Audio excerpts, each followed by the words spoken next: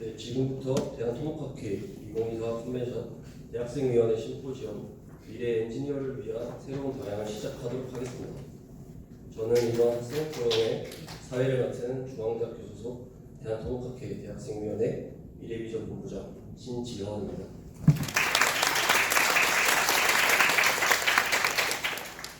네, 심포지엄을 진행하기에 앞서 학생 포럼이 진행될 수 있도록 많은 도움을 주신 정충기 대한토목학회 회장님의 인사 말씀이 있겠습니다.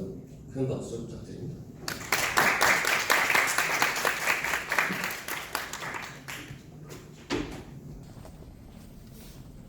반갑습니다. 이 컨벤션에 오면 회장으로서 만나야 될 가장 신경을 써야 될 분들이 원로분들이에요. 그래서 뭐랄까 항상 허리를 똑바로 세우지 못하고 고개를 항상 굽힌 자세로 다니면서 좀 힘들었는데 오늘 이렇게 젊은 분들, 풋한 사람들과 같이 있으니까 굉장히 마음이 편합니다. 그리고 오늘 여기 발표자 명단을 보니까 내가 아들이 둘인데 두 사람이 다 토목과 나왔어요.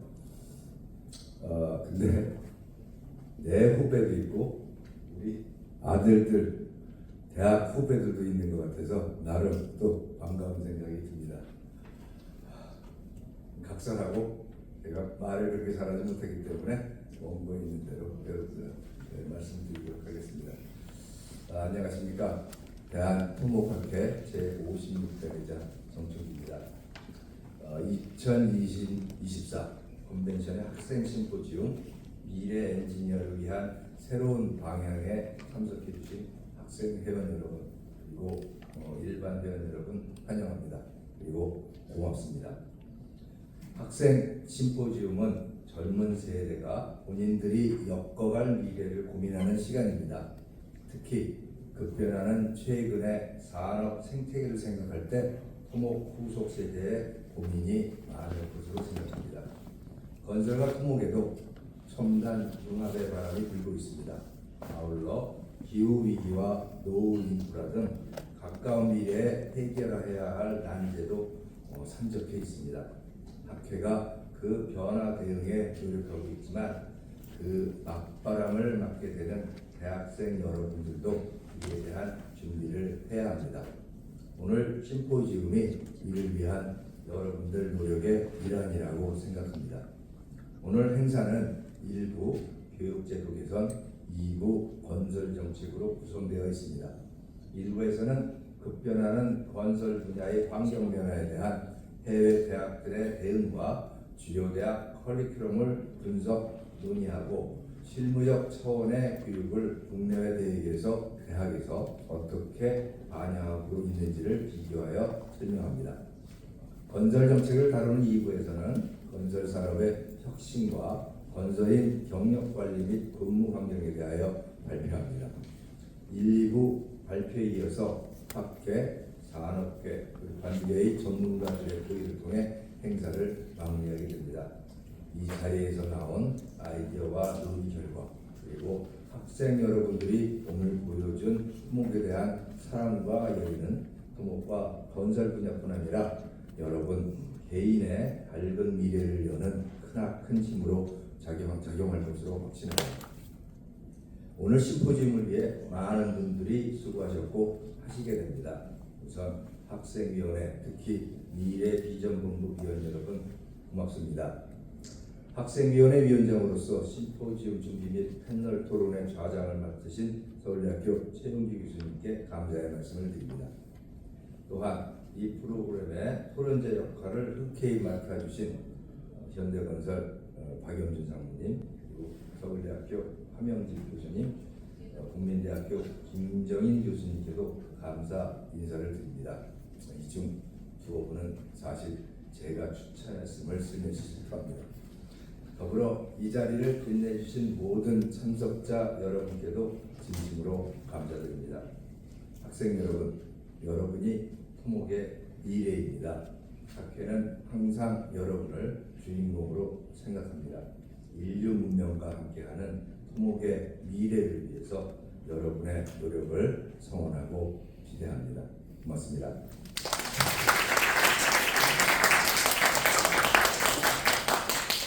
네, 정충기 회장님의 인사 말씀 정말 감사드립니다.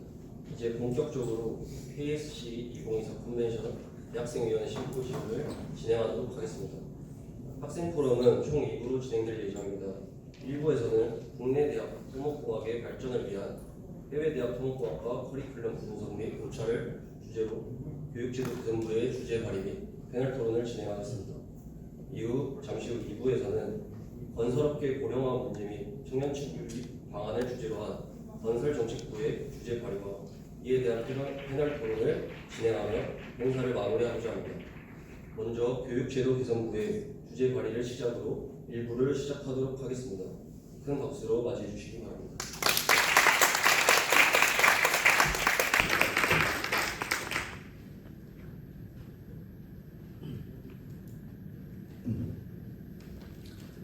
네, 안녕하십니까. 대한토목학회 대학생위원회 교육제도부 차장 조현욱이라고 합니다.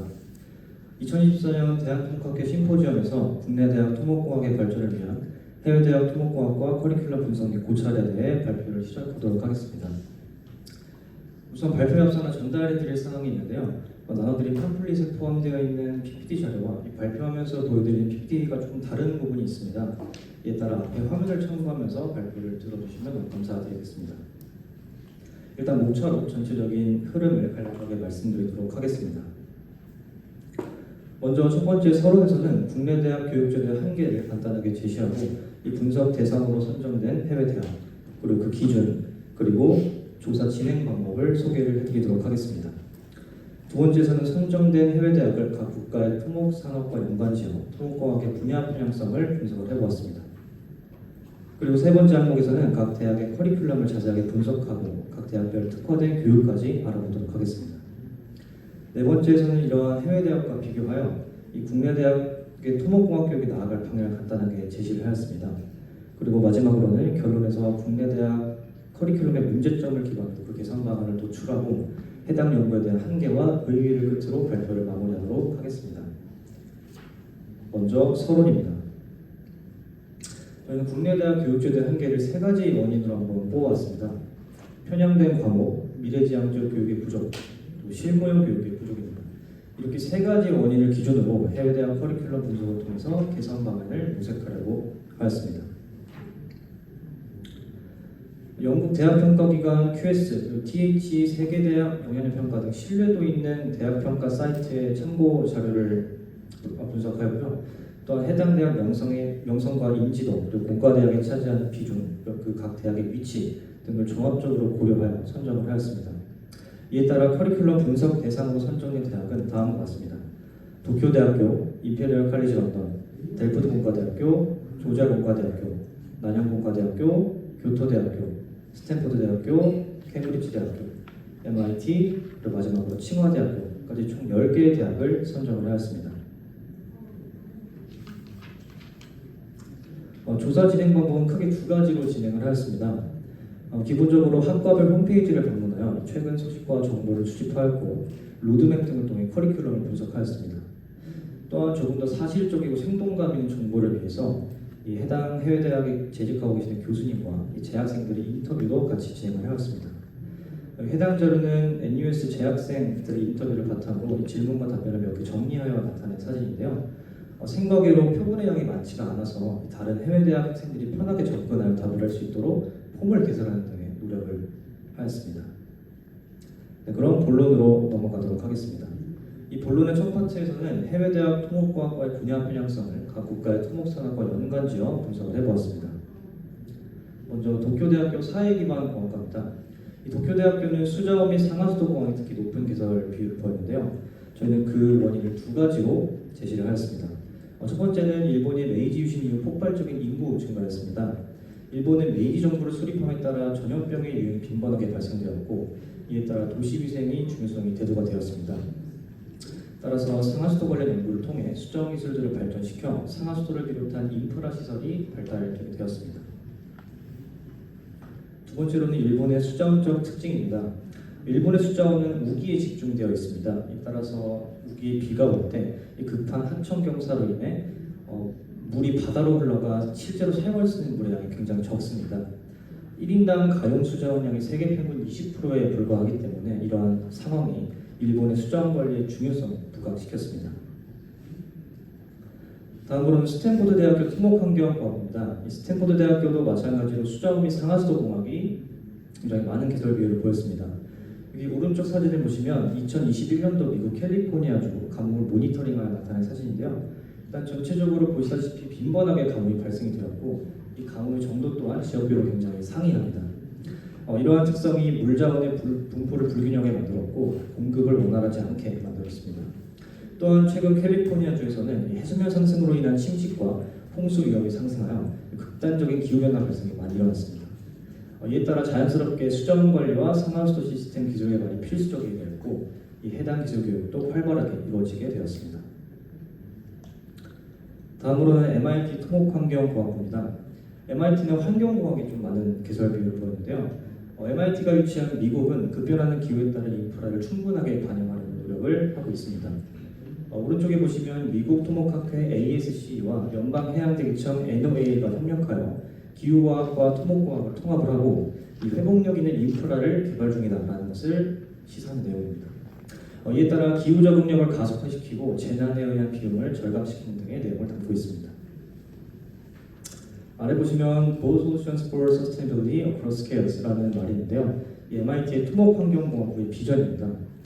이를 통해 지속 가능한 발전을 위해서는 환경공학 교육이 필수적이다라는 것을 주장을 하고 있습니다. 다음은 난양공과대학교 토목환경공학부입니다. 이 난양공과대학교는 수리항만공학이 굉장히 개설비율이 높았습니다. 난양공과대학교가 위치한 싱가포르는 인도양과 태평양을 잇는 곳에 위치하여 중계무역의 중심지로 자리를 잡았습니다. 따라서 수출입 물량이 집중된다는 지리적 특징이 있기 때문에 이러한 국가 자원을 효율적으로 활용하기 위하여 수리항만에 대한 전문 지식 교육이 필수적이다라는 것을 추측할 수 있었습니다. 다음은 델프트 공과대학교 토목공학지구과학부입니다. 델프트 공과대학교는 수자원 및 상하수도 공학이 분야가 개설비가 높았습니다. 이 델프트 공과대학교가 위치한 네덜란드는 국토의 특성이 약 26%가 해수면보다 낮고 또한 국토의 절반 정도가 해안과 인접합니다. 이에 따라 해수의 침투 및 홍수 문제에 굉장히 취약했기 때문에 국가는 제방 건설 및 수자원 관리에 집중을 할 수밖에 없었습니다. 오른쪽 사진을 보시면 네덜란드에 있는 로테르담 항구인데요. 이런 주요 항구 도시인 로테르담 항구 도시가 있는 만큼 항만공학 및 수로 관리 기술에 대한 연구가 굉장히 활발하게 되었습니다. 이러한 지리적 특성과 델프트 공과대학의 교육 이념이 맞물려서 이 수자원 및 상하수도 공학 분야의 개설과 비율이 높았다는 것을 추측할 수 있었습니다. 마지막으로 조지아공과대학교 토목공학과입니다.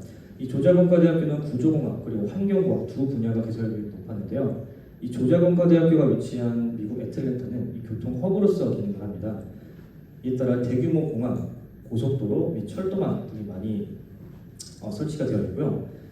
따라서 이제 복잡한 교통 인프라의 설계와 유지 보수가 필수적임에 따라 이 구조공학 관련된 과목이 많이 개설되었다고 볼 수 있습니다. 이렇게 급격한 산업화 도시화로 인해 대기 오염이 많이 심각해졌습니다. 또한 이 애틀랜타는 채터우 지강, 오코니 호수 등 이 풍부한 수자원과 다양한 생태계를 보유하고 있기 때문에 환경 보호 문제도 굉장히 중요해졌습니다. 이에 따라서 수자원을 비롯한 환경공학 분야에 대한 교육이 굉장히 활발해졌다는 추측을 할 수 있었습니다.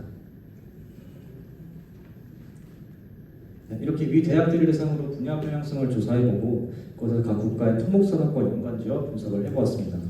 이어서 교육주도 개선부 차장 김영인 학생이 해외대학 커리큘럼 분석과 각 특화된 교육에 대해서 발표를 이어보도록 하겠습니다.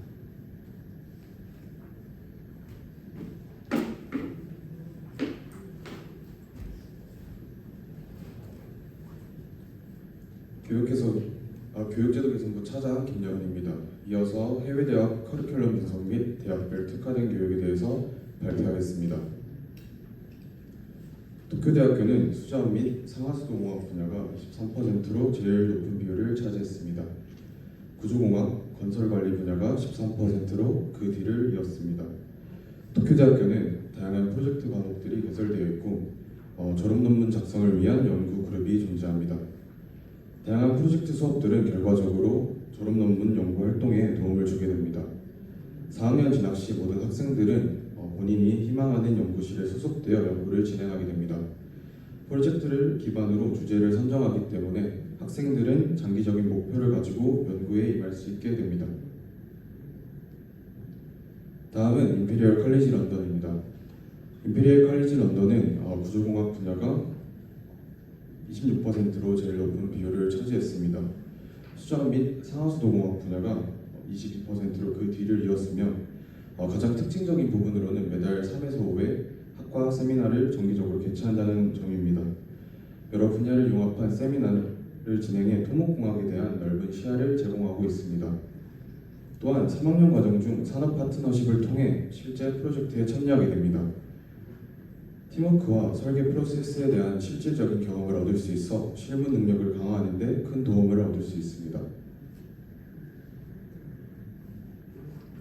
다음은 델프트 공과대학입니다. 델프트 공과대학은 구조공학 분야가 30%로 가장 높은 비율을 차지했습니다. 그 뒤를 수자원 및 상하수도공학 분야가 뒤를 이었습니다. 대형 구조물의 혁신을 추구하는 학교에 맞게 구조 및 기초 설계와 같은 사례 연구와 설계 수업이 편성되었습니다. 또한 현장 실습 수업이 편성되어 있으며 이를 통해 델프트 공과대학은 현장 중심적이고 실용적인 교육을 중시하고 있기 때문에 학생들이 졸업 후 즉시 실무에 뛰어들 수 있도록 도움을 주고 있습니다. 다음은 조지아 공과대학입니다. 조지아 공과대학은 구조, 환경공학 분야가 20%로 제일 높은 비율을 차지했으며 그 위의 과목들은 비슷한 분포를 나타내고 있었습니다. 분야 편향성에서 언급했던 내용의 연장선으로 서스테이너블 엔지니어링 과목을 통해 인프라 및 환경 보호에 대한 연구를 주도하고 있으며 이를 바탕으로 캡스톤 디자인 프로젝트를 진행해서 학생들이 실제 산업 문제를 해결할 수 있도록 유도하고 있습니다. 즉 학생들이 복잡한 인프라 설계 문제와 환경보호 문제를 해결할 수 있는 실무 경험과 지식을 제공하고 있습니다. 다음은 난양공과대학입니다. 난양공과대학은 수리항만 분야가 19%로 제일 높은 비율을 차지하고 있습니다. 구조공학, CM 분야, 지방공학이 그 뒤를 이었습니다. 난양공과대학은 프로페셔널 인턴십, 파이널 이어 프로젝트, 그리고 글로벌 익스포셜 등 현장 실무 교육과 학술적인 부분을 동시에 추구하고 있습니다. 인턴십에서 학생들은 민간 또는 공공조직과 협력하게 되고 이를 통해 전문성과 직업 윤리를 습득하게 됩니다. 또한 해외 유명 대학에서 약 5개월간 연구하는 프로그램을 제공하고 있으며 세계적 수준의 실험실에서 저명한 연구원들과 함께 일할 기회를 얻게 됩니다. 교토대학교는 다음과 같습니다. 교토대학교는 구조, 수자원 및 상하수도공학 분야가 21%로 제일 높은 비율을 차지했으며 환경, 도시공학이 14%로 뒤를 이었습니다. 교토대는 1, 2학년 때 지구공학부이지만 3학년 때 세부학과 코스를 선택해 학년이 올라가면서 폭넓고 전문적인 교육을 받을 수 있습니다. 선택의 폭이 넓은 커리큘럼 덕에 전문적인 연구 능력뿐만 아니라 다양한 학문 분야와 접촉할 수 있습니다.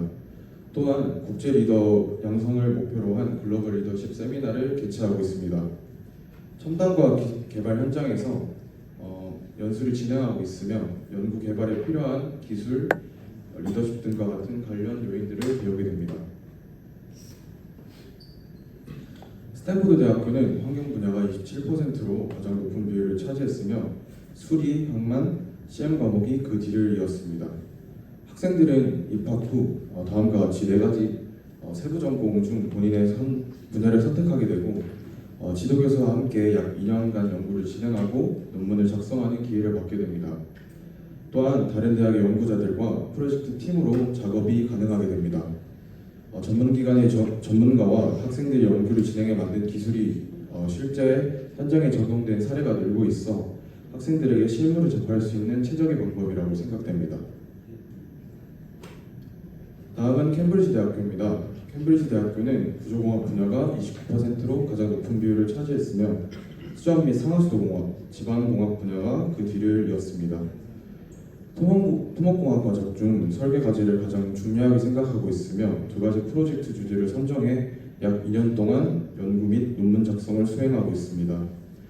전문성 있는 주제 선정으로 실무에 대한 이해도와 양질의 경험을 쌓을 수 있습니다.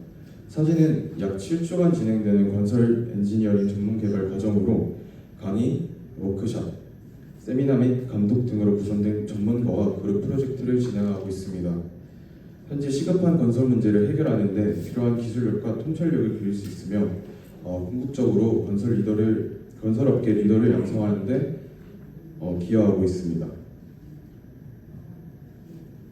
MIT는 환경공학이 34%로 가장 높은 비율을 차지했습니다. 구조, 도시공학이 그 뒤를 이었습니다. MIT는 이론과 실무를 종합적으로 학습할 수 있는 교육을 제공하고 있습니다. 트랙스 필드워크와 시빌 앤 인바이러먼트 디자인이 그 예시입니다. 트랙스는 현장에서 환경 데이터를 수집하고 분석해 문제를 해결하는 경험을 제공하고 있고, 시빌 앤 인바이러먼트 디자인은 기본적인 설계부터 복잡한 설계 문제까지 다룰 수 있어 실무에서 필요한 설계 기술을 체계적으로 배울 수 있도록 돕고 있습니다. 마지막으로 칭화대학교입니다. 칭화대학교는 모든 분야에서 균형 잡힌 교육을 제공하고자 하며 그에 맞게 다양한 분야의 과목들이 균형 있게 개설되어 있습니다. 그중 근소하게 환경공학 분야가 16%로 조금 더 높은 비율을 차지했습니다. 학생들은 2학년부터 자율적으로 세부 분야를 선택하게 됩니다. 세부 분야로는 토목, 수자원, 공학 경영 등의 다양한 분야가 있습니다. 또한 필수적으로 직업 전문 교육 프로그램을 이수해야 하며 여러 학기 인턴십 프로그램을 통해 학생들이 충분한 실무 경험을 쌓을 수 있도록 지원하고 있습니다.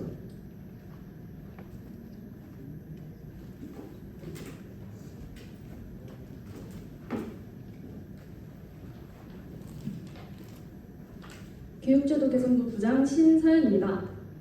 이어서 발표할 내용은 국내 대학과 해외 대학의 실무 과목 개설 현황을 비교 분석한 결과를 발표드리려고 합니다. 지금까지 총 10개의 해외 대학의 커리큘럼을 다방면에서 분석한 결과를 발표했습니다. 분석 결과 국내 대학과 해외 대학의 유의미한 차이점은 현장 실습, 캐스텀 디자인 수업을 비롯한 실무 관련 과목의 수에서 나타났습니다.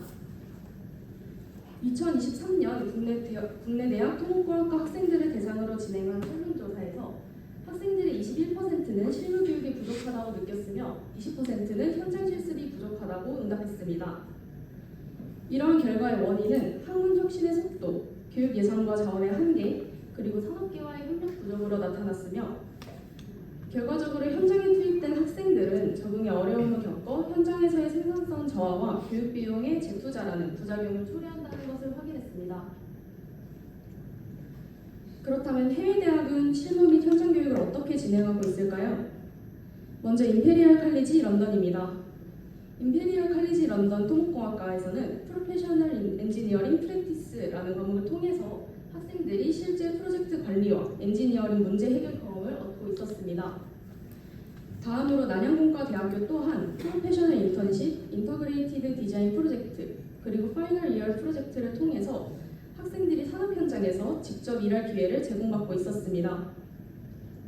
저희 교육제도 개선부는 이러한 해외 대학 사례를 참고하여 국내 대학 커리큘럼에서도 실무 및 현장 경험에 대한 교육 정책을 수립해야 한다는 결론에 도달했습니다.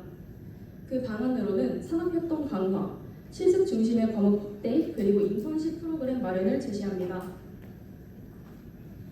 이제 국내 대학 토목공학과 커리큘럼의 문제점을 해외 대학 사례를 바탕으로 어떻게 개선할 수 있을지 제안하며 발표를 마무리하려고 합니다.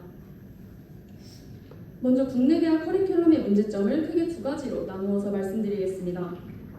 첫째, 실습 및 실무 경험이 부족합니다. 해외 대학은 앞서 말씀드린 것처럼 실무 교육에 강점을 두고 있는 반면에 국내 대학은 이론 강의와 평가 중심의 교육 체계를 유지하고 있습니다.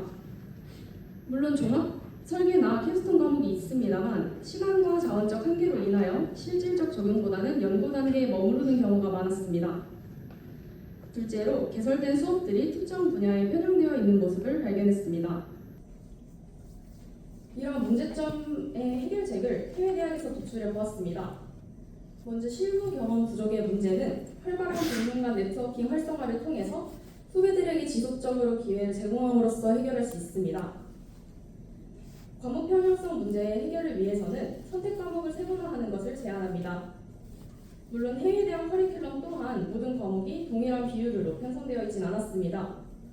그러나 해당 대학에 위치한 국가의 특성과 산업 구조, 그리고 강의 방식 등을 반영한 특화가 이루어져 있었습니다.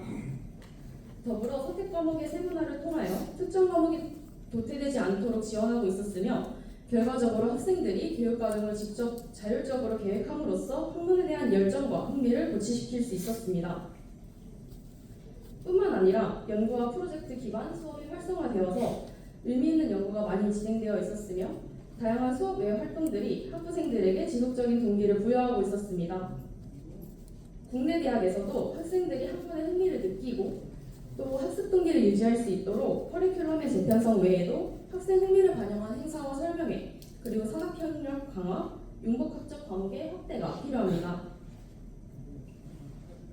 저희 교육제도 개선부는 작년에 이어 2년간 국내 토목공학 교육을 발전에 위해 조사하고 개선 방안을 모색해 왔습니다. 저희가 올해 진행한 연구에는 몇 가지 한계도 존재했습니다. 우선 해외 대학 학생들을 대상으로 한 재학생 인터뷰의 규모가 계획보다 작게 이루어졌습니다. 우선 인터뷰 대상자를 섭외하는 데 어려움이 있었으며 섭외 이후에도 응답을 받지 못하는 경우가 많았습니다. 이에 대한 대책으로 진행한 구글 폼 설문조사 역시 응답률이 기대에 미치지 못했고 공개된 자료만으로는 알 수 없는 부분들에 대한 우려가 존재했습니다. 특히 과목 및 커리큘럼에 대한 설명이 학과 홈페이지에 충분하지 않은 경우에는 과목명과 담당 교수의 연구 분야를 통해서 수업 내용을 유추해내는 것이 최선이었기에 자료의 신뢰성에 영향을 미치진 않았을까 하는 아쉬움이 있습니다. 그럼에도 불구하고 저희는 해외 대학 커리큘럼의 분석을 통해서 한국 교육 발전을 위한 중요한 기초를 마련했다고 확신합니다.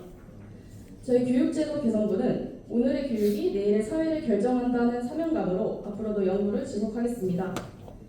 본 발표가 국내 토목공학 교육의 질적 향상과 학문 발전에 기여하기를 바라며 이상으로 교육제도 개선부의 발표를 마치겠습니다. 감사합니다. 교육개선부의 주재관이 잘 되었습니다. 네, 잠시 후 패널 토론을 진행하기에 앞서 저희 대한토목학회 최동호 차기 회장님의 인사 말씀 듣겠습니다. 네, 큰 박수로 맞이해 주시면 됩니다.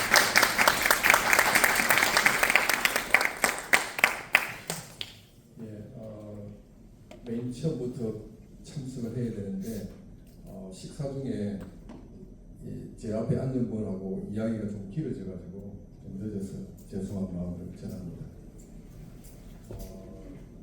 저는 이 대학생들이 우리 대한토목학회 학술대회에 와서 이런 행사를 한다는 것은 알고 있었고 참 좋은 일이다 이런 생각을 했습니다. 제가 뭐 처음부터 듣진 않았지만 이야기를 들어보니까 학생들이 우리 교수님들한테 요구를 하고 있구나 하는 걸 느끼게 되었고요. 우리가 이제 교육과정 개편을 이렇게 2년 혹은 4년마다 한 번씩 하게 되는데 반드시 이런 내용을 반영을 해야겠구나. 학생들은 이런 요구가 있는데 우리 교수님들은 교과과정 편성할 때 자기 중심적으로 하는 면이 있기 때문에 이게 잘 반영이 못 되고 있다는 걸 한 번 더 반성을 하게 되고요. 우리 오늘 참석하신 대학생 분들에게 찬사를 보내고 싶습니다. 왜냐하면 지금 중간고사 기간인데 학생들이 정말 한국 같은 시기 학점도 우려가 될 텐데도 불구하고 이렇게 참석했다는 것은 참 열정적이고 앞으로의 토목 학회가 전도유망하다 이렇게 생각을 합니다. 그리고 이 보이스라는 의미가 있습니다. 보이스 소리죠. 여러분들의 소리가 나왔는데요. 그게 이제 바람 따라 흘러가는 게 아니고 우리 토목학회 그리고 각 학교의 토목과 학과장 그 교수님들한테 전달될 수 있도록 토목학회가 역할을 해보도록 하겠습니다. 또 다행스럽게 학생들이 지금 비디오도 찍고 있는데 그 비디오를 유튜브에 올린다고 또 하셨고, 또 토목학회 차원에서 전국에 있는 토목과 학과장님들한테 전달해서, 또 교수님들한테 전달해서 목소리가 다 들릴 수 있도록 하겠습니다. 물론 회장님하고 상의해서 해야 되겠죠. 그리고 저는 이런 생각을 해드렸어요. 지금 현재 뭔가 분명히 학생들이 우리 대학교들 커리큘럼도 살펴보고 또 국내 커리큘럼도 살펴보고 했을 텐데 우리 대학생들한테 뭔가 프로젝트를 위원회에다 프로젝트를 하나 발표를 해서 좀 더 스터디해서 또 발표할 수 있는 그런 기회, 그리고 지금 현재 학생 수도 많이 줄고 있지 않습니까? 또 저가도 많이 이루어지고 있고, 또 심지어 학과도 없어지는 또 학과도 있어요. 또 이름도 많이 바뀌고, 토목학회에서 지금 조사를 하고 있는 중인데 그런 일을 우리 교수님들이 하는 것보다는 우리 학생들한테 시키면 정말 잘하겠다라는 생각이 들어서 우리 대학생위원회에다가 뭐 프로젝트를 하나 발주해서 우리 토목학회가 원하는 그런 데이터를 좀 수집하면 좋겠다, 그런 생각을 한번 해봤습니다. 우리 대학생위원회 우리 교수님들 계신데 같이 하면 어떨까 이렇게 생각을 합니다. 그리고 우리 학생들이 대학 다닐 때 대한토목학회 이런 학술대에 와서 이런 경험을 한다는 것은 여러분들은 굉장히 앞서가는 생각을 하고 있다, 이런 생각을 하고요. 우리 토목학회를 이끌어갈 미래의 리더다, 이렇게 생각합니다. 그리고 또 내년도에 좀 더 큰 우리 대한토목학회 컨벤션이 이루어집니다. 아시다시피 아시아 토목 협회에서 3년마다 열리는 그 국제 학술대회를 한국에서 유치를 했고, 또 내년에 제주도에서 그 행사를 하게 됩니다. 그때 와서 여러분들이 해외 연구자들은 어떤 데 관심 있고 또 그분들이 영어로 발표하는 것도 들을 수 있는 그런 기회가 되면 좀 더 학생 때부터 국제적인 마인드를 가질 수 있지 않나 이런 생각을 하니까, 그때는 우리 학생들이 좀 더 많은 학생들이 와서 참석해서 그런 어떤 분위기, 그리고 거기서 교육을 받으면 좋겠다 이런 생각을 하게 됩니다. 물론 이제 우리 학생들은 이제 제주도에 와서 기회다 해서 막 여기저기 다니는 것도 참 중요할 텐데 시간을 내셔서 다른 세션에도 한번 관심 있는 토픽이 있으면 꼭 한 세션만이라도 들어보면 좋겠다 이런 생각합니다. 추천합니다. 감사합니다.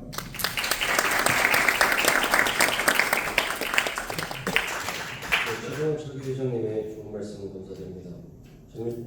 지금부터 장례를 재정비한 후 바로 패널 토론을 시작하도록 하겠습니다. 바로 시작합니까? 네. 네네. 소개받은 서울대학교 최용기입니다. 네, 지금 여기 이제 우리 사회자께서 말씀해 주신 대로 한정한철 박영준 사모님, 그 다음에 서울대학교 함영주 교수님 모셨고요. 두 분 다 바쁜 분인데 어렵게 모셨습니다. 네, 박영준 사모님 오늘 원래 일정이 있으신데 오늘 이거 때문에 아침 비행기로 네, 그렇고요.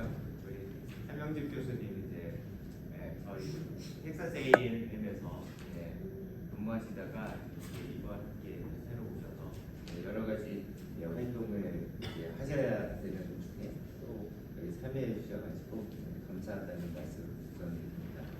여기 이제 학생분들도 준비도 발표 중이고 입장제도 열심히 해주시고 또 두 분 더 토론자를 참여해주고 계신데 아까 최동훈 의장님도 말씀해 주셨지만 감사하다는 말씀드리고요. 그러면 이제 저는 최대한 그 역할을 좀 말씀을 줄이는 것 같습니다. 그래서 먼저 박영준 선생님 혹시 간단하게 모두 관련 있으시면 말씀해 주시면 좋을 것 같습니다. 안녕하세요. 현대건설에서 왔습니다. 어제 귀국했는데 오늘 아침 비행기 타고 근무를 수행하러 왔습니다. 학생들 뵈니까 너무 반갑고 참 개인적으로 다시 이 시간으로 돌아갔으면 좋겠다 라는 생각도 잠시나마 있습니다. 다시 공부하려니까 깝깝한데 제가 뭐 드릴 말씀은 질의응답 할 때 그때 이제 좀 충분히 말씀을 드렸으면 좋겠고 인사 말씀으로 부탁드립니다. 감사합니다. 네, 한명희 교수님, 말씀하시는 길이 안 맞추셔도 괜찮습니다. 하고 싶으신 말씀 충분히 하셔도 됩니다. 네. 네, 안녕하세요. 서울대학교 건설환경공학부 한영직 교수입니다. 제 이번 학기의 부임이고요. 저는 이제 13년 만에 한국에 돌아왔는데 저는 학사 석사를 한국에서 마치고 지금 미국에서 유학을 하고 나서 2015년도부터 플로리다州립대학교에서 2년 그리고 텍사스 A&M 대학교에서 7년 총 9년간 미국 학회에 있다가 올 여름에 대학을 해서 이제 좋은 기회를 가지고 건설환경공학부 서울대학교에서 공부하게 되었고요. 그래서 불과 얼마 전까지만 해도 이제 해외 대학 커리큘럼 하에서 학생들도 이제 수업을 하고 같이 인터랙션 하면서 많이 이제 보고 느끼고 저는 그게 어떻게 보면은 제가 이제 처음 커리어를 시작할 때부터 했던 거다 보니까 당연하게 여겼는데 이제 여기 와서 수업을 이제 한 달 반 이제 2달째 하고 있는데 많이 다르다는 걸 느낍니다. 나쁜 건 아니고 정말 다른 시스템과 다른 나라와 다른 문화와 다르다는 걸 많이 느끼면서 요즘 느끼는 것도 많고요. 그래서 학생분들 만나서 얘기하는 거 좋아하고 이발이 들어서 토론자를 뿐만 아니라 참석자분들이랑도 소통할 수 있는 시간이었으면 좋겠습니다. 감사합니다.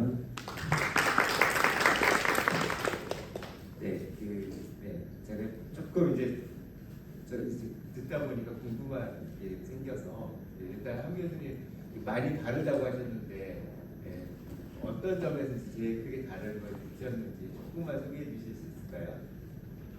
가장 다른 점을 느낀 게 일단 학생들의 그 디지털 문해력이라고 하죠. 이제 완전 차이가 나더라고요. 그래서 수업을 하고 있는데 이제 물론 하나의 얘기는 하지만 챗GPT랑 이런 것들을 수업 시간에 활용하면서 좋은 점도 있고 마냥 좋지만은 않을 수도 있지만 그런 점에서 이제 굉장히 이제 소위 말해서 시대의 흐름에 좀 맞춰가면서 빠릿빠릿하다 그런 걸 많이 느꼈고 그에 관해서 이제 여기서 좀 이따 말씀드릴 수도 있을 것 같은데 여러 가지 현장 기회라든가 여러 가지 그런 기회라는 게 좀 적다는 느낌도 많이 갖긴 했습니다. 그리고 문화적으로도 차이가 있고 여러 가지 환경의 차이가 있기 때문에 어쩔 수 없지 않을까 생각하고 있습니다. 예, 한명희 교수님 감사합니다.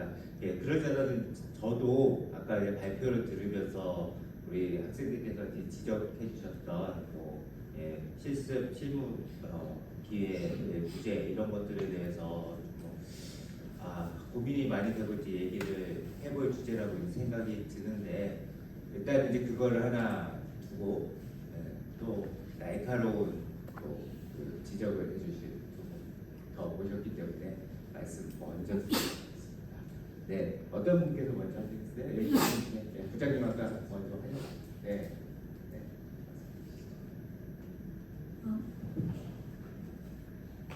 안녕하세요. 발표자로 참여하게 된 교육대 노래정보 차장 한양대학교 방수아입니다. 먼저 토론을 진행하기에 앞서 이 자리에 참여해주신 모든 분들께 감사의 인사를 드립니다. 저희가 제안하고 싶은 질문은 여러 해외 대학들은 학부 내 다양한 세부 전공으로 학생들이 원하는 전문 분야에 맞춰 학습할 수 있는 기회를 제공하고 있습니다. 그 사례로 난양공과대는 토목공학, 환경공학, 해양학으로 세분화되어 있어 3학년 때 전문 분야를 선택할 수 있었습니다. 현재 대부분의 국내 대학 내 세부 전공이 개설되어 있지 않은 이유와 학생들에게 전공 선택의 자유를 제공했을 때 이점과 한계점이 있는지 이에 대한 교수님들의 의견을 듣고 싶습니다. 이거 한 분 한 분 하는 게 아니라 지금 날카롭게 질문해 주셔가지고 대답을 하고 넘어가야 될 것 같은데요. 일단은 교수님들께 이제 위주로 질문을 해주셨으니까 이제 함영직 교수님 계시고 또 사실은 죄송하지만 다음 세션 토론자시지만 그래도 계시니까 김정인 교수님도 계시고 또 다른 분들도 부회장님 계시고 그래서 이제 말씀해 주실 분 여러 분 계실 것 같은데 일단 함 교수님 말씀. 제가 이제 한국 커리큘럼을 완벽히 이제 마스터했다고 말하기 힘들어서 그 부분에 대해서 한국에서의 경험이 좀 짧지만 미국 같은 경우는 보면은 세부 전공, 그러니까 뭐 건설 관리부터 해서 뭐 구조공학, 교통공학, 환경공학이 나눠져 있고 거기에 맞춰서 좀 이렇게 뭐랄까요 정해져가지고 결국 그 세부 전공으로 졸업을 하는데 지금 장점도 있고 단점도 있다고 생각하고요. 일단 그 3년, 4년 되는 기간 동안에 해당 장점에 대해서 정말 좀 확신을 갖고 과연 정할 수 있을까라는 생각이 들어서 그렇게 첫 번째로 우려하는 점이고 그리고 이제 이 건설 관리부터 해서 구조공학, 환경공학 이런 게 모두 다 시스템적으로 다 얽혀 있는 부분이 있습니다. 그러니까 약간 좀 같이 들어야 되고 같이 이해를 하고 그런 부분이 좀 있을 때도 좋지 않을까라는 생각이 들고요. 그럼에도 불구하고 이렇게 세부 전공으로 나눠져 있다 보면은 좀 더 현장 밀착형 교육이 가능한 것 같습니다. 예를 들어 저는 건설 관리 분야 이제 교수인데 제가 있었던 학교에서는 건설 산업 자문위원회라고 한 200개 정도 되는 이제 텍사스뿐만 아니라 이제 미국 전역을 다니는 건설 회사들이 투입해 있는 그런 이제 자문위원회가 있었습니다. 근데 그 경우에는 건설 산업 자문위원회에 속한 회사들이 이제 그냥 있는 게 아니라 이제 실제로 커리큘럼 같은 걸 만들 때 참가를 해가지고 과연 어떤 교육을 학부 과정에서 받았을 때 실무에 왔을 때 좀 더 잘 적용할 수 있고 미래지향적인 것을 추구할 수 있을지 그걸 같이 얘기하고 그러다 보니까 뭐 교수들 입장에서는 그런 회사분들의 말을 커리큘럼에 반영하다 보니 다소 이제 좀 어려운 점도 있긴 하지만 실제로 학생들의 만족도가 상당히 높고요. 그리고 특히나 취업 같은 경우는 뭐 전혀 신경을 쓰지 않고 이제 그 회사에서 필요한 인력만큼을 지금 졸업생을 요구하는 그런 상황이 되었습니다. 그래서 세부전 공부했을 때는 그만큼 깊은 어떤 현장 밀착형 교육이 가능하다는 그런 장점이 있습니다. 아까 말씀드렸지만 시스템적인 사고를 위해서는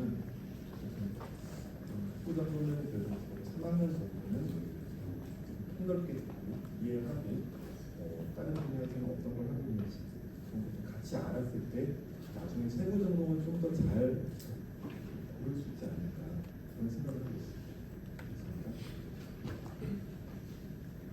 네, 혹시 박영균 상무님 그 회사 입장에서 봤을 때 이제 세부 전공에 대해서 조금 더 효율적인 실험 실습 교과목을 포함해서 세부 실습 교과목을 포함해서 이렇게 해서 이제 원래 일하려고 하는 분야 이게 뭐 토목의 어떤 분야이든 간에 이렇게 해서 커리큘럼을 해서 이제 들어온 학생과 전반적인 거를 좀 배우고 들어온 학생들 이런 것들 중에 이제 회사가 원하는 인재가 이제 좀 어떤 거에 좀 가까울지 뭐 그런 거에 대한 의견 있으시거나 또는 또 이제 학생이 애초에 질문해 준 거 포함해서 말씀해 주실 거 있으면 감사합니다.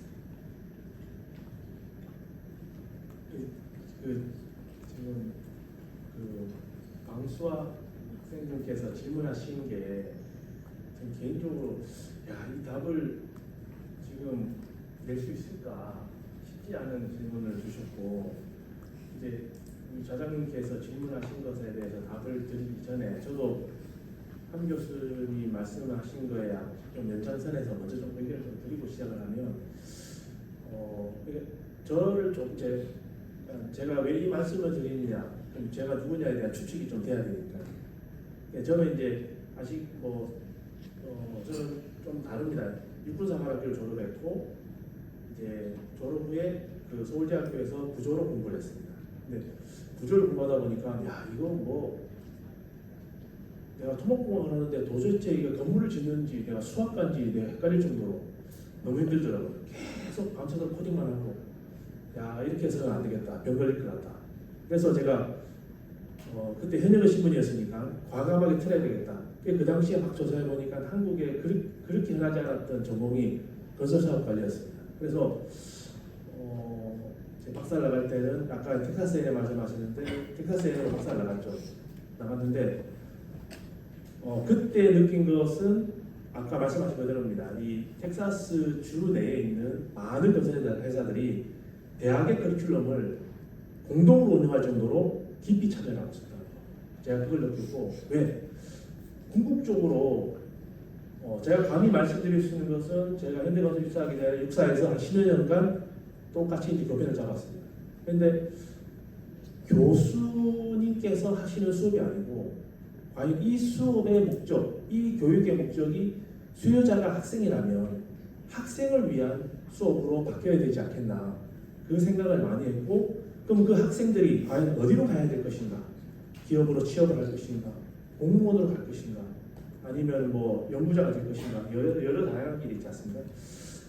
그런 것들을 담으려면은 아무래도 학교도 물론 그런 것들이 다 그 지박되는 곳이긴 하지만 학교 밖에 다양한 기관들의 의견을 들으려면 노력들을 받고 실제로 수업 중에도 그 텍사스의 림백 컨스트럭션이라고 그 학교의 수업을 그 회사랑 수업을 3학점을 하는데 제가 그 뭐 대학원생은 보통 한 3과목을 듣는데 그 3학점이 다른 과목들보다 로드가 되게 컸습니다. 뭐 그런 부분들. 그 다음에 제가 건설관리 이제 학기를 마치고 귀국을 하려고 했는데 뭐 일이 말씀드린 북한에서 우리나라 연평도에 이제 포를 쏘는 바람에 야 다시 구조공업 또 해라 해가지고 또 아까 플로리다 말씀하셨는데 또 UF 유니버시티 플로리다 가서 또 박사를 하나 더 했습니다. 거기 가다 보니까 거기 또 재밌는 수업이 특정 과목에 아예 주차별로 기업들이 돌아오면서 그 회사에 하는 수업들을 계속 하는 거예요. 어찌 보면 이제 간접 경험이죠. 간접 경험이고 또 많은 것을 느끼고 깨닫는 바가 됐는데 그러면서 육사에 있으면서 이제 느낀 게 뭐냐면 이 토목공학 너무 배울 게 많다. 과연 이거를 4년 내에 다 할 수 있을 것인가? 저는 불가능하다는 생각이 들어요. 아까 학교별로 뭐 차이점도 있었는데 그러면은 학생들이 뭐 아까 뭐 선택적으로 선택을 해서 집중을 한다 했을 때 과연 무엇을 선택하고 내한테 맞는 게 뭐고 내가 가고자 하는 방향이 뭐고 어떤 걸 집중할 것인가? 제가 학생 수준에서 그것을 판단할 수 있느냐? 힘들 것 같아요.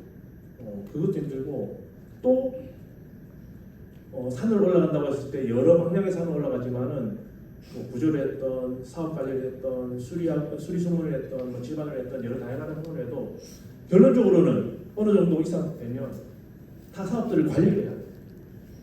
또 어떤 사회적 이슈와 토목공학은 사회적 이슈와 너무 관계이기 때문에 어떤 사회 정책, 사회학 이런 걸 또 충분히 알아야 되고 계속 부딪혀야 되고 정치적 아젠다에 대한 따라가야 되고 예를 들면 자 경부고속도로 논다고 했을 때 우리나라 국민들의 90% 이상이 반대를 했습니다. 어떻게 뚫었을까요? 마찬가지 저는 가덕도에 대해 사람들이 요즘 많이 이야기하시죠. 경제성 없다. 그런데 그건 토목공학을 몰랐습니다. 놓으면 또 상황이 달라질 수 있죠. 우리 세상을 바꾸려는 거니까. 그러면 이런 것들을 일반 사람들하고 어떻게 설득할 것인가? 뭐 그런 문제들. 그리고 지금 제가 기업에서 하는 거는 두 가지인데 첫 번째는 전통의 건설에 IT를 결합하는 거예요. 또 전통의 건설에 화학을 결합합니다. 뭐 요즘 수소, 탄소 중립 이런 것들 결합해서 했는데 이게 또 끊임없이 공부를 해야 되고 감당할 수 없는 짐들이 주어졌는데 제 생각은 이 부분에 대해서는 이제 뭐 스페셜라이즈 된 거나 제너럴한 거에 대한 부분에 대해서는 거기에 대한 고민을 좀 많이 해야 될 것 같다. 제가 이제 얘기를 드릴 수 있는 부분은 아니고 두 번째 어차피 학생이 수요자라면 그 학생들이 가야 할 곳에 대한 의견을 다양하게 듣고 그것을 경험할 수 있는 오히려 그게 더 현명하지 않을까. 그건 학교에서 제공할 수도 있고 학교에 다 의지할 수가 없어요. 학생들이 찾아갈 수도 있습니다. 그런 부분들 그렇게 해서 폭넓은 경험을 통해서 졸업을 하는 게 낫지 않겠나. 내가 전문가가 되면 좋지만 사실 그거는 쉽지 않다. 전문가가 되기 위한 어떤 그릇을 만들고 졸업하는 게 저는 좀 좋겠다는 생각이 들고, 그 그릇을 만드는 방향으로 좀 이 커리큘럼이 좀 개선이 됐으면 하는 바람이 있습니다. 아까 지난주까지도 계속 이제 저희가 면접을 봤습니다. 어떤 인재들을 채용할 것인가. 면접하다 보면은 정말 감동스러울 정도로 준비를 많이 해봅니다. 야, 나는 제가 지원자의 위치로 들어갔을 때, 나는 회사에 들어오지도 못했을 것 같다는 생각을 할 정도로 훌륭한 분들이 많이 지원하고, 그런 분들이 진짜 우수한 분들이 지원함에도 불구하고 안타까운 것은 한두 명이 이제 선발이 되고 상당수는 이제 비선이 되죠. 근데 그 비선되는 분들이 그러면은 뭐 상태가 안 좋으신 분들이냐? 그래서 절대 그렇지 않아요. 정말 훌륭한 분들이었어요. 근데 이제 저희가 그런 분들 볼 때 첫 번째 말씀드린 것은 그런 분들을 볼 때 모르겠어요. 저희 연구원은 경력직을 뽑습니다. 그러니까 이미 어떤 경험을 하고 왔느냐. 그 다음에 일반 사업부서는 이제 신입 직원을 주로 뽑죠. 근데 경력직을 뽑는 경우에는 어떤 사람을 보냐면 이 사람이 어떤 전문성을 가지고 있냐, 그걸 사실 보지 않아요. 왜냐? 그 전문성은 꾸준히 갖추어야 될 뿐이지 내가 하루아침에 전문가가 된다? 이거는 불가능한 문제인 것 같습니다. 그래서 경력직 같은 경우는 이 사람이 얼마나 다양한 경험을 가지고 있고 주어진 환경 내에서 얼마나 개방적 사고로 주변과 협업해서 집단지성을 발휘하는 데 기여할 것인가, 이런 부분을 가지고 저는 사실은 지원을 채용합니다. 신입 직원들도 마찬가지예요.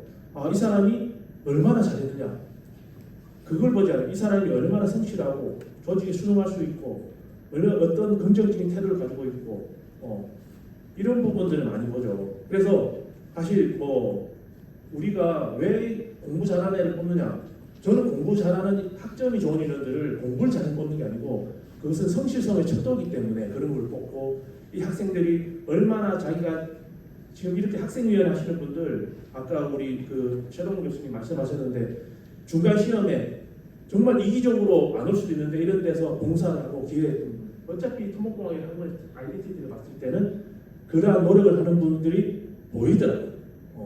그런 어떤 전문성 있는 분들보다는 좀 자격이 되는 분들, 그릇이 되는 분들을 저는 이제 많이 뽑으려고 합니다.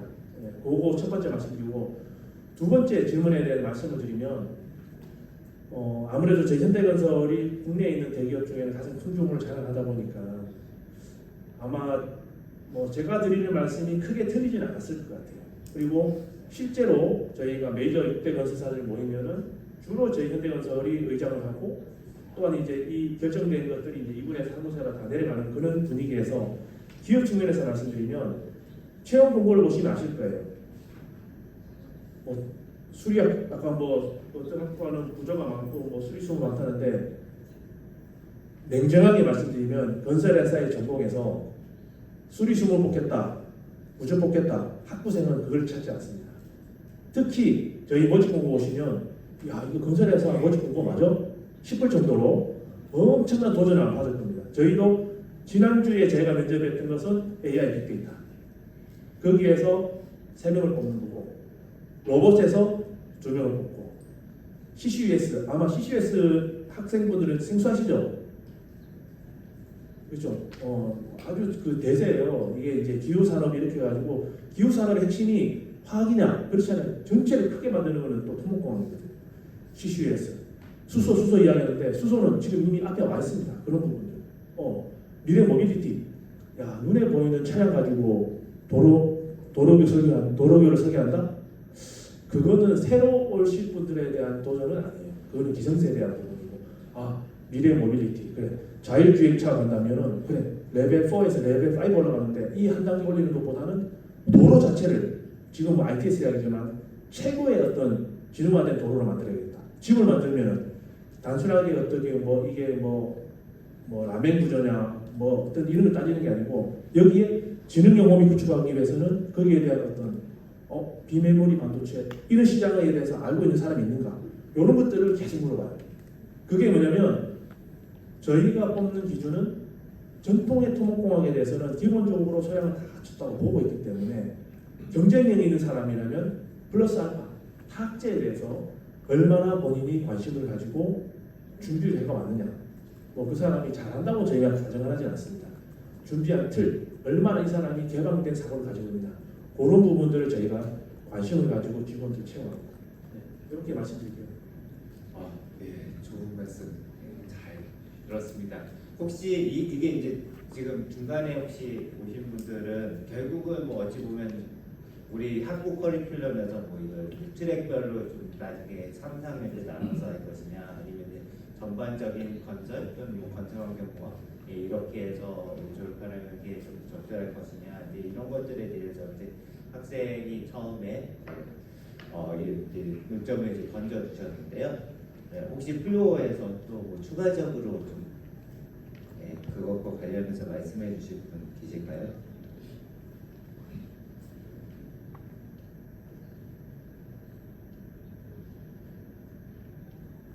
네, 자 없으시면 우선 아직 정현진 학생 마이크도 못 켰는데 한번 정현진 학생 말씀 듣겠습니다. 안녕하세요. 교육교사님들 차장으로 활동하고 있는 서울대학교 정원진입니다. 일단 이렇게 자리에서 교수님과 선생님과 같이 말씀 나눌 수 있어서 너무 영광입니다. 좀 전에 말씀해주셨던 것처럼 해외 대학교는 그 대학교와 산업 간의 긴밀한 협력 관계를 통해서 산학협력 교육을 제공하고 있다고 말씀해 주셨어요. 그러면 이제 거기서 지적해 주신 것들 중에 하나가 굉장히 선택 범위가 광범위하기 때문에 학생들도 이제 무엇을 선택해야 될지 혼란을 하고 있는 것 같아요. 그래서 아무래도 학생들이 이제 과도기의 과정이 있다 보니까 혼란을 통해서 좀 학습의 학원 자체에 흥미를 느끼기보다는 이제 학교를 다니는 것이 의무감에 의한 것이고 학교를 좀 평가기관만으로 보고 자기가 한국적 성취를 이루는 것을 좀 등한시하는 경향이 있는 것 같아요. 이거는 제가 생각했을 때 학교와 교수님들과 학생들 간에 어떠한 그런 같이 협력을 통해서 발전을 해나가야 되는 부분이라고 생각을 합니다. 또 저희가 진행했던 인터뷰에서도 MUS 학생 같은 경우는 굉장히 좀 학문적인 그런 관심을 바탕으로 공부를 하고 있다고 들어서요. 교수님들이 보시기에 어떠한 제도적인 발전이 있을 수 있을지, 그리고 학생들은 어떤 마인드로 학업에 임하면 더 좋을지 말씀드리고 싶습니다. 어려운 주제 또 던져주셨습니다. 우선 두 분 중에서 좀 말씀해 주실 분 계실까요? 네. 말씀하신 대로 좀 쉽지 않은 문제인 것 같고요. 산학이 굉장히 이제 밀접하다 미국에서. 제 생각에는 미국의 문화 자체가 좀 기부금 문화가 잘 발달되어 있다 보니까 정말 상상할 수 없는 액수의 기부금이 대학교에 있습니다. 그래서 제가 있던 텍사스 A&M 유니버시티 시스템 같은 경우는 전미에서 5번째로 많은 기부금을 갖고 있는데 그 단위가 단위가 아니라 조단위로 정말 크게 있습니다. 그런 문화 하에서 좀 더 산학 연계가 잘 되는 것 같습니다. 그리고 텍사스라는 어떤 지역이 가지고 있는 미국의 어떤 토목과학이 좀 더 힘을 발휘를 많이 하고 좀 더 많이 요구되는 그런 지역이 있다 보니까 특히나 이제 산업계 쪽에서 많은 인재를 요구하고 또 그러다 보니 많이 좀 커리큘럼 같은 데를 참여를 하고 그 인재를 어떤 식으로 이제 학교에서 만들지를 많이 길러낼 때 대해서 관심이 굉장히 많습니다. 그런 면에서 제도까지 제가 말씀드리기는 모르는 부분이 너무 많고 다만 그 문화적인 요인도 고려를 하지 않을 수가 없다. 그런 거는 단시간에 바꿀 수 없는 어떤 한국의 어떤 현재 상황이지 않을까 싶고요. 그리고 두 번째 학생들이 이제 주어진 학부 교육 내에서 바람직한 어떤 이제 마인드를 어떻게 가져야 되느냐. 그래서 현장 실습도 많이 하고 산학 연계 프로그램이 잘 돼 있고 저는 때로 느끼는 게 학교가 그냥 이제 취업 사관학교, 스킬셋 트레이닝에 너무 집중하는 게 아닌가라는 그런 생각도 있습니다. 그래서 어떤 학생 같은 경우는 그냥 이제 취업해서 회사에서 좀 잘 적응하기 위해서 그리고 회사에서 뭔가를 하는 데 필요한 어떤 스킬을 실제로 교수한테 요구합니다. 잘못된 것은 아니지만 어떤 학교의 어떤 운영의 어떤 그 가치와 어떤 위치를 생각해 봤을 때 과연 거기에 너무 매몰돼서 학생들이 요구하는 것만 그런 학생들 취업에 관심이 많은 학생들이 요구하는 것만 집중하는 경우가 많다는 생각이 들고요. 그다음에 결국은 균형 잡힌 교육이 당연히 필요하겠고요. 특히 제가 이제 코로나 이후로 느낀 게 코로나를 겪으면서 전 세계 특히나 학교 그다음에 학생들이 정말 너무 많이 있습니다. 그래서 코로나가 끝나고 다시 대면 수업을 미국에서는 좀 빨리 시작했는데 대면 수업을 시작하고 나서 되게 많은 학생들이 수업의 한 3분의 1, 30, 40% 정도 되는 학생들이 디서빌리티와 관련된 이제 장애와 관련된 그런 서류를 내더라고요. 예전에는 제가 디서빌리티가 이렇게 물리적으로 교실에서 이렇게 접근하기 힘들어서 뭐 계단이 아니고 이런 거 설치 이런 것도 알았는데 이제 아니라 정신적으로도 이제 굉장히 힘들어할 정도로 굉장히 학생들이 힘들어하더라고요. 그래서 근데 그런 과정을 거치면서 온라인 교육이 상당히 많이 더욱더 활성화되고 정말 전필이나 정말 그런 핵심이 되는 과목은 이제 온라인으로도 대체는 아니지만 이제 어느 정도 만족할 만한 성과를 거둘 수 있다고 생각하고요. 그럼 과연 학교에서 교수와 학생 간이 해야 되는 게 무엇인가에 있어서는 좀 더 이제 말씀하신 학문적 성취 또는 어떤 거창한 단어는 아닐지라도 좀 더 한번 크리티컬한 어떤 비판적인 사고를 해보면서 어떤 문제 해결 중심의 어떤 그런 사고를 어떤 기술이 있어서 어떤 당면한 문제를 해결하려기보다는 그런 도메인에 산적해 있는 문제가 어떤 것들이 있고 그동안 어떻게 해결되어 왔으면 그 안에 어떤 계획을 가지고 있어서 과연 미래를 위해서는 어떤 부분을 채워야 되는지 그런 것들을 한번 같이 고민해보는 그런 것들이 좀 필요하지 않을까 저는 생각하고 있습니다.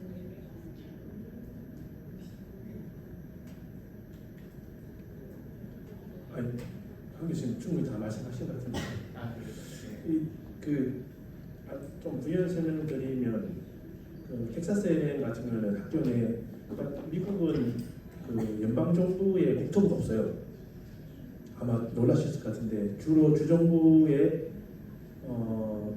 굳이 따지면 이제 텍사스는 텍스다시라 해서 TXDOT 도로국이라고 표현할 수 있는데 사실은 이게 국토부와 마찬가지입니다. 그 AI 연구소가 TTI가 텍사스 A&M에 있어요. 그리고 UF 유니버시티 플로리다 그건 이제 게인스빌이라고 하는 이제 거기도 학교 도시인데 플로리다 이제 FDOT 이하에 많은 연구소들이 분산되어 있는데 플로리다 대학교에 보면 또 이게 많이 들어가 있어요. 그러니까 학교 자체가 산업이나 실제로 정책이나 분리될 수 없을 정도로 상당히 어떤 인터랙션이 되게 강하다는 거. 그리고 다만 이제 미국과 한국의 차이를 말씀드리면 미국 대학 교수님들은 어찌 보면은 그분들이 산업과 연구를 많이 하지만 산업과의 또 이 연계성이 이렇게 좀 밀도 있게 진행된다는 느낌은 조금 덜한 것 같아요. 한국 교수님들. 우리나라에 계시는 분들 같은 교수님들 같은 경우에는 산업계와 충분히 많이 교류를 하시는 것 같아요. 이야기도 많이 듣고 식사도 하시고 하면서 아마 그런 부분들은 또 학생들한테 많이 전달이 되면 큰 도움이 되지 않을까라는 생각이 들고 제가 미국에 있을 때 참 귀한 기회를 얻었는데 IRF라고 해서 International Road Federation인가 그 국제 도로협회 굳이 따지면 그건데 그러니까 그 비영리 기구입니다. 그래서 미국에 공부하고 있는 전 세계인 학생들 선발해가지고 하는데 미국 학생도 있고 우리나라에 있는 학생들도 한두 명 하는데 주로 이제 그냥 일반 학생은 아니고 그 나라에 돌아갔을 때 지도자가 된 학생들을 이제 데리고 가는 거죠. 우리나라 지금 도로공사에서 온 인원을 하고 제가 이제 군에서 왔으니까 가서 했는데 그때 참 좋은 교육이 뭐냐면 교과서에서 나오는 아시토나 이런 데를 다 가봤어요.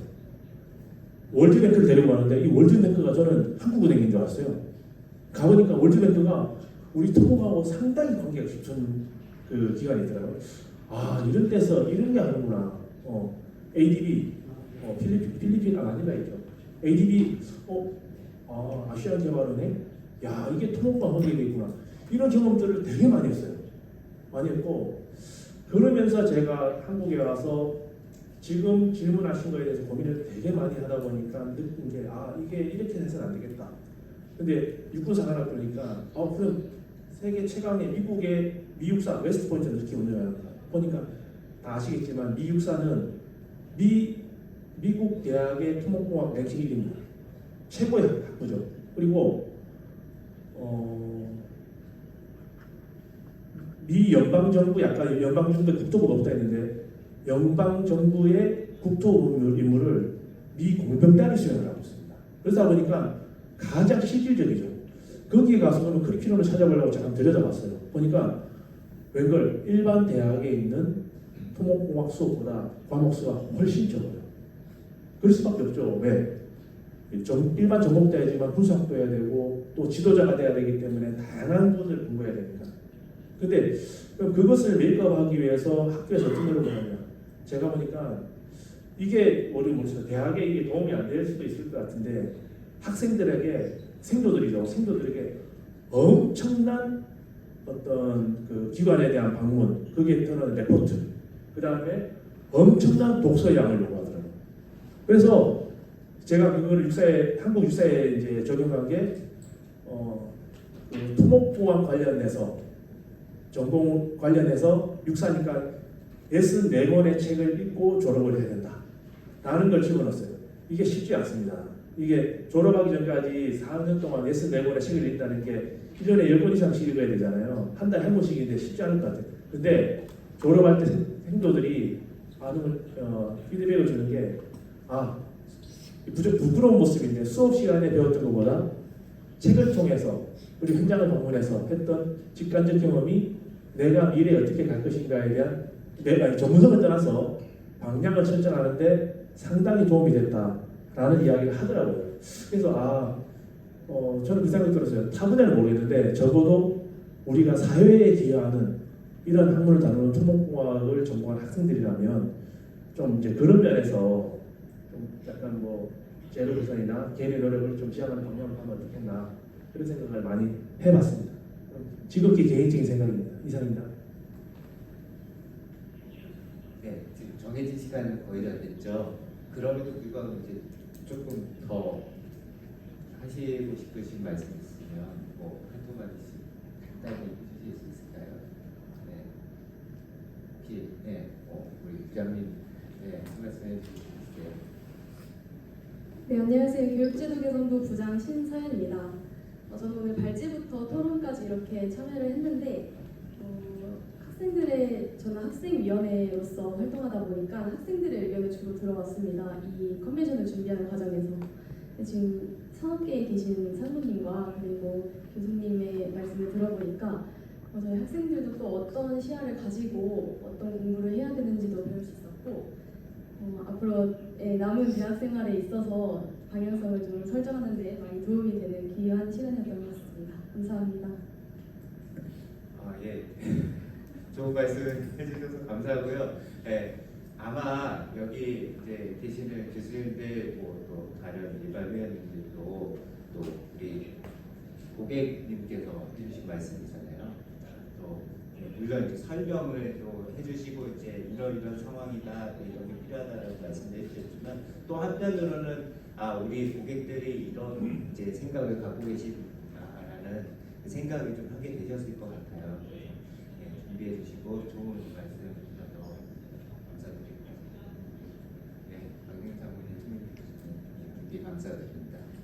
이걸로 1부 토론 그럼 마치도록 하겠습니다.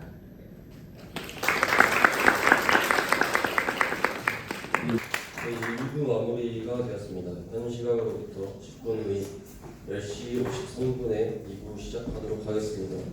2부에도 많은 참여 부탁드립니다. 감사합니다.